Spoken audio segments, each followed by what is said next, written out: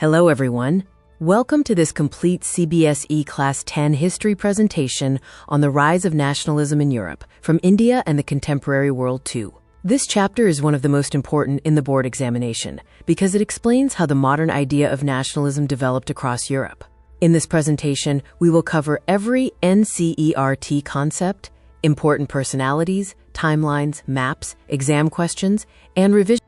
Before we begin, let's understand our learning objectives. By the end of this chapter, you should be able to explain the meaning of nationalism, understand how the French Revolution influenced Europe, describe the role of Napoleon, analyze the Congress of Vienna, compare conservatism and liberalism, explain the unification of Germany and Italy, and understand why nationalism became a powerful force in the Balkans. These are the major concepts frequently asked in CBSE board exams. Let's begin with the historical background. One of the most famous images in this chapter is the painting by Frédéric Soriot, created in 1848. It presents a dream of a world made up of democratic and independent nation-states. In the painting, people from different countries march together carrying their national flags, symbolizing unity, equality, and freedom. Although this vision was only a dream at that time, it reflected the growing desire of people across Europe to overthrow absolute monarchies and establish nations based on the will of the people. This source is very important for case-based and source-based questions. Now let's understand the meaning of nationalism. Nationalism is the feeling of love, loyalty, and devotion towards one's nation. It creates a sense of unity among people who share common history, culture, language, traditions, and aspirations. During the 19th century, people increasingly believed that every nation should have its own independent government. Remember this board keyword, nation-state. A nation-state is a country where most citizens share a common identity and are governed by a single political authority. The French Revolution of 1789 marked the beginning of modern nationalism in Europe. Before the revolution, France was ruled by an absolute monarchy where the king held unlimited power. The revolution introduced the ideals of liberty, equality, and fraternity, giving people the belief that sovereignty belongs to the nation rather than the monarch. New national symbols such as the tricolor flag, the national anthem, and a centralized administrative system strengthened national identity. These revolutionary ideas spread across Europe and inspired nationalist movements in many countries. For the CBSE examination, remember that the French Revolution is considered the first major event that promoted nationalism in Europe. In 1804, Napoleon introduced the Napoleonic Code, also known as the Civil Code of 1804. It abolished privileges based on birth, established equality before the law, and protected the right to private property. It also simplified administrative systems and promoted uniform laws. However, while these reforms modernized many regions, Napoleon also imposed French control over conquered territories. Therefore, people appreciated the legal reforms but opposed foreign domination. This balanced viewpoint is very important in long answer questions. The impact of Napoleon was mixed. On one hand, his reforms introduced efficient administration, modern legal systems, and equal laws, encouraging the growth of nationalism. On the other hand, heavy taxation, military conscription, censorship, and French domination created resentment among the people. As a result, nationalist feelings became even stronger because many Europeans wanted freedom from foreign rule. This is why historians describe Napoleon's legacy as both a unifying and a divisive force. After Napoleon's defeat in 1815, European powers met at the Congress of Vienna to restore stability. The conference was led by the Austrian Chancellor, Prince Clemens von Metternich. The main objective was to restore the old monarchies, maintain the balance of power, and prevent future revolutions. France lost many territories, while several kingdoms were restored to their previous rulers. Although the Congress temporarily maintained peace, it could not stop the spread of nationalist ideas, which continued to grow throughout Europe.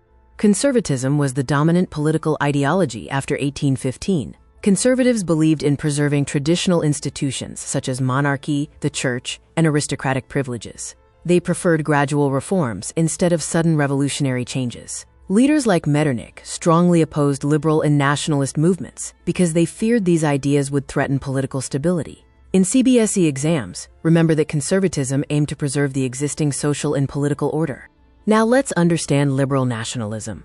Liberalism emphasized individual freedom, equality before the law, constitutional government, representative institutions, and protection of private property. It mainly appealed to the educated middle class, including professionals, merchants, and industrialists. However, during the 19th century, liberalism did not support universal adult franchise.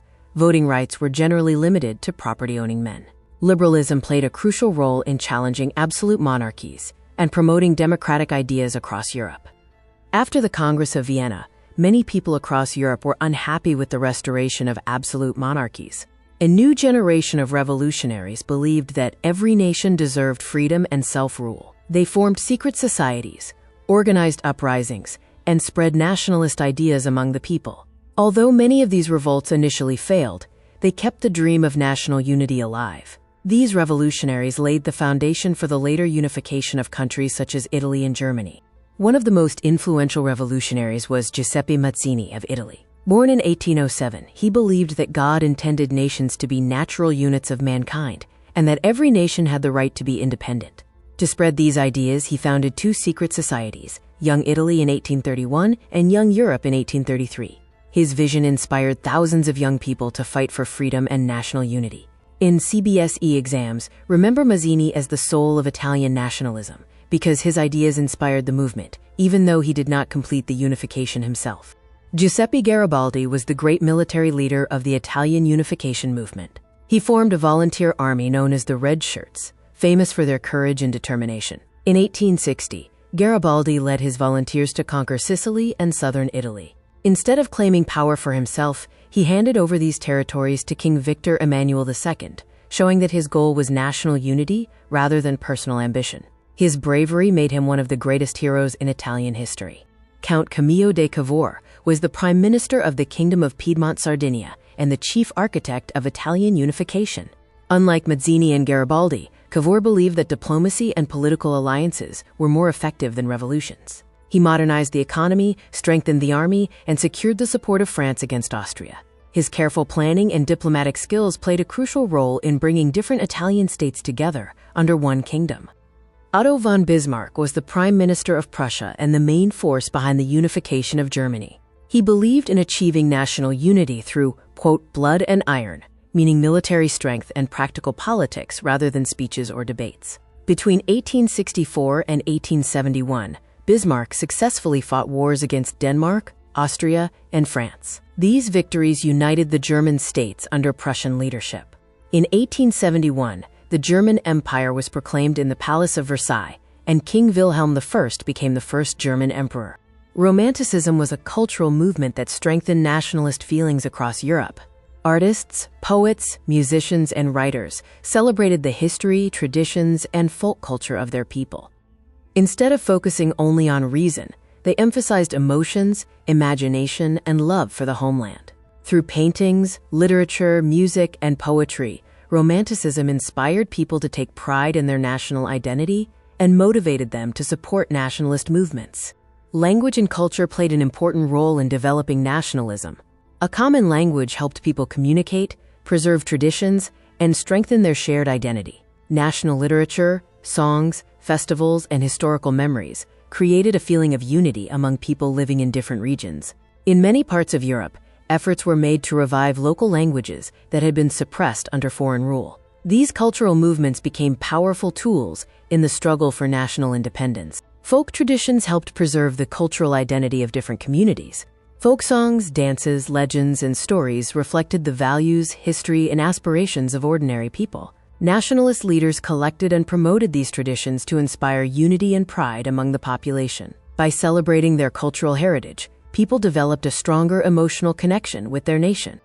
Jacob and Wilhelm Grimm, popularly known as the Grimm brothers, were German scholars who collected traditional folk tales and legends. Their stories were not just children's tales. They were an attempt to preserve German culture and language during a time when the German states were politically divided. Their work helped strengthen German national identity and demonstrated how literature could contribute to the growth of nationalism. Poland became a symbol of the struggle for national independence. During the 18th century, Poland was divided among Russia, Prussia, and Austria, and disappeared from the political map of Europe. Despite losing their state, the Polish people preserved their national identity through language, religion, music, and culture. Many uprisings were organized against foreign rule, although they were often suppressed. The Polish struggle shows that nationalism is based not only on political independence, but also on cultural unity and determination. Let's now look at Hungary. During the 19th century, Hungary was part of the powerful Austrian Empire. The Hungarian people wanted political freedom, constitutional rights, and self-government. Inspired by the revolutions of 1848, leaders such as Lajos Kossuth demanded independence from Austrian rule. Although the revolution was eventually crushed, it awakened a strong sense of national identity among the Hungarian people. This movement later contributed to the formation of the Austro-Hungarian Empire in 1867, which granted Hungary greater autonomy. Before unification, Germany was not a single country. It consisted of 39 independent states that were loosely connected through the German Confederation. Each state had its own ruler, laws, and administration, making political unity difficult. However, economic cooperation increased after the formation of the Zollverein, a customs union led by Prussia. The Zollverein abolished internal trade barriers and promoted economic growth, creating stronger links between the German states. This economic unity prepared the way for political unification. Board tip: remember the Zollverein. It is a frequently asked one-mark question. Now let's follow the timeline of German unification. In 1864, Prussia and Austria defeated Denmark. In 1866, Prussia defeated Austria in the Austro-Prussian War, establishing Prussian dominance. Finally, in 1870–71, Prussia defeated France in the Franco-Prussian War. These victories united the German states under Prussian leadership. On the 18th of January, 1871, the German Empire was officially proclaimed in the Hall of Mirrors at the Palace of Versailles, and King Wilhelm I became the German emperor. This marks the birth of modern Germany. The unification of Germany was achieved through the leadership of Otto von Bismarck and the strength of the Prussian army. Unlike Italy, where revolution played a significant role, German unification was mainly achieved through diplomacy and carefully planned wars. After defeating Denmark, Austria, and France, Prussia emerged as the dominant German state. In 1871, all German states united under Kaiser Wilhelm I. The creation of a powerful German empire dramatically changed the balance of power in Europe and made Germany one of the strongest nations on the continent. Exam tip: remember the phrase blood and iron whenever you think of Bismarck. Like Germany, Italy was also divided into many independent states before unification. Some regions were directly controlled by Austria, while others were ruled by local kings or the Pope. This political fragmentation made national unity difficult. However, the growth of nationalist ideas inspired many Italians to dream of a united nation. Leaders such as Mazzini, Garibaldi, and Cavour worked in different ways, but all shared the common goal of creating a united Italy. Like Germany, Italy was also divided into many independent states before unification. Some regions were directly controlled by Austria, while others were ruled by local kings or the Pope. This political fragmentation made national unity difficult. However, the growth of nationalist ideas inspired many Italians to dream of a united nation. Leaders such as Mazzini, Garibaldi, and Cavour worked in different ways, but all shared the common goal of creating a united Italy. The unification of Italy was the combined achievement of vision, diplomacy, and military action. Mazzini inspired the people through his nationalist ideas. Cavour used diplomacy and political alliances to strengthen Piedmont Sardinia. Garibaldi led military campaigns that united southern Italy. Finally, King Victor Emmanuel II became the ruler of the United Kingdom of Italy. This successful unification inspired nationalist movements in many other parts of Europe. Unlike Germany and Italy, Britain became a nation-state gradually, rather than through revolution. The Act of Union of 1707 united England and Scotland to form the Kingdom of Great Britain. Later, Ireland was also brought under British control. The British government promoted a common identity through shared institutions, the English language, and national symbols such as the Union Jack and the national anthem. This gradual political integration helped create a strong British nation-state.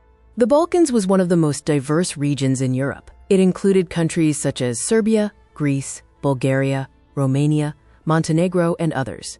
People living in the Balkans belonged to different ethnic groups, spoke different languages, and followed different religions. For many years, much of this region was under the control of the weakening Ottoman Empire. As nationalist movements grew, different communities demanded independence, leading to frequent conflicts and political instability.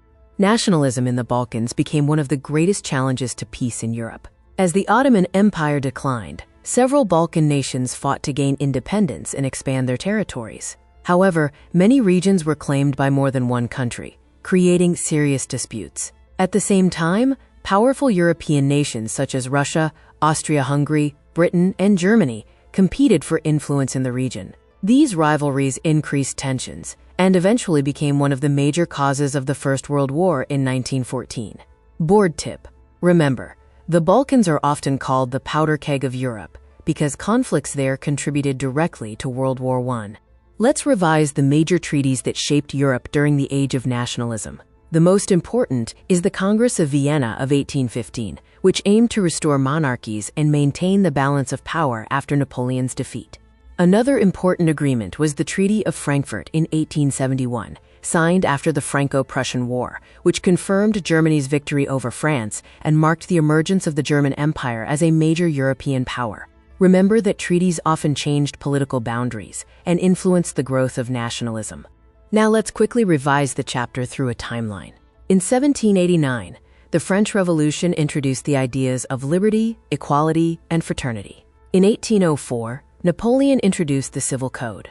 In 1815, the Congress of Vienna restored conservative rule. During 1830 and 1848, revolutionary movements spread across Europe. In 1861, Italy was united. Finally, in 1871, Germany achieved unification. Learning these dates in sequence helps you remember the entire chapter more effectively. Maps are extremely important for understanding nationalism. Observe the political map of Europe carefully. Notice the locations of France, Germany, Italy, Austria, Hungary, Poland, and the Balkan region. Understanding these geographical locations helps explain why nationalist movements developed differently across Europe. For map-based questions, always remember the positions of Germany, Italy, and the Balkans. This mind map summarizes the entire chapter in one place. At the center is the concept of nationalism, from which branch out the French Revolution, Napoleon, the Congress of Vienna, liberalism, conservatism, romanticism, German unification, Italian unification, Britain, and the Balkans. Whenever you revise before the examination, spend a few minutes looking at this mind map. It will help you connect all the concepts logically and improve long-term memory. This flowchart explains how nationalism developed step by step.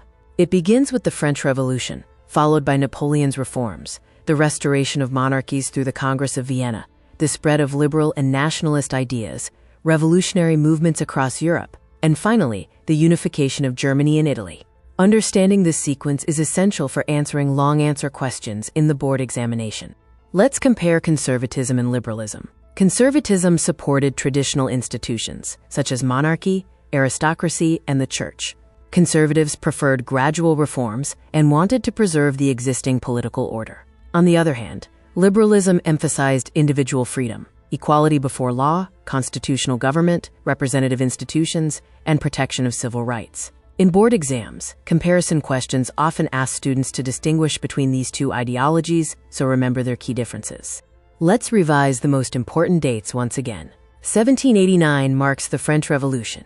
1804 is the Napoleonic Code. 1815 is the Congress of Vienna. 1831 is the formation of Young Italy by Mazzini. 1861 marks the unification of Italy. 1871 marks the unification of Germany. These dates are frequently asked in objective and short answer questions, so revise them carefully. Now let's revise the major personalities. Napoleon Bonaparte introduced important legal reforms through the Civil Code. Prince Metternich led the Congress of Vienna and supported conservatism. Giuseppe Mazzini inspired Italian nationalism through Young Italy. Count Cavour used diplomacy to unite Italy. Giuseppe Garibaldi led the Red Shirts and conquered southern Italy. Otto von Bismarck unified Germany through his policy of blood and iron. Remember both their names and their contribution. These keywords are essential for scoring full marks in CBSE. Remember terms like nation-state, nationalism, liberalism, conservatism, romanticism, suffrage, Zollverein, blood and iron, Civil Code, and Congress of Vienna. Use these exact keywords while writing answers because they demonstrate conceptual understanding and improve answer quality. Allegories like Marianne and Germania gave abstract nations a concrete, recognizable face. Marianne represented the, quote, people's nation in France, while Germania wore an oak crown for heroism. Recognize symbols like broken chains for freedom, the sword for readiness to fight, and the olive branch for peace in your visual questions. Focus your practice on these board questions. Understand the Napoleonic Code provisions, the 1848 liberal demands, the process of German and Italian unification, the main objectives of the 1815 treaty, the role of culture in building identity, the causes of Balkan tensions, and the unique path of British nation-building. For case-based questions, prioritize the source text. Underline the keywords within the provided passage first, as they usually contain the answers to your questions. Use your broader knowledge of the chapter only for the final question in each set. Practice identifying these cues to score consistently. When tackling assertion reason questions, test each statement independently for truth first. Only if both are true should you check if the reason correctly explains the assertion. Many students incorrectly assume both statements must be true, so look closely for false claims within either statement. Review these sample multiple-choice questions. Remember that Metternich hosted the Congress of Vienna. The Zollverein was a customs union, Mazzini founded Young Italy, and the German emperor was proclaimed at Versailles. These specific facts frequently appear in board examinations.